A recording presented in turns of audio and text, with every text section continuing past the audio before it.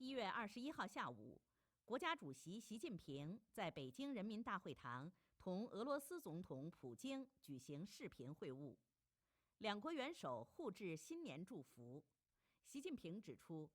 再过几天就是中国春节，很高兴在这一辞旧迎新的时刻同总统先生视频会晤，祝愿新的一年中俄关系红红火火。普京表示，很高兴在新年伊始同习近平主席视频交流，祝愿习近平主席和中国人民新春快乐，万事如意。习近平指出，2024年我们3次会晤达成许多重要共识，两国隆重庆祝建交75周年，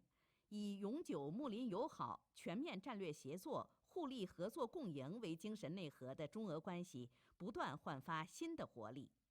中俄文化年精彩纷呈，务实合作稳中有进，双边贸易额保持增长势头，在联合国、上海合作组织、金砖国家等多边平台密切协作，为全球治理体系改革和建设提供更多正能量。也是联合国成立80周年，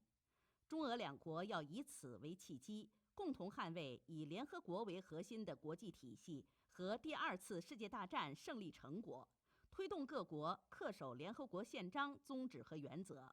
坚持普遍公认的国际关系基本准则，践行真正的多边主义。作为上海合作组织轮值主席国，中国愿同俄方和其他成员国一道，推动上海合作组织进入更高质量发展、更加担当有为的新阶段。好势头，互访游客不断增加，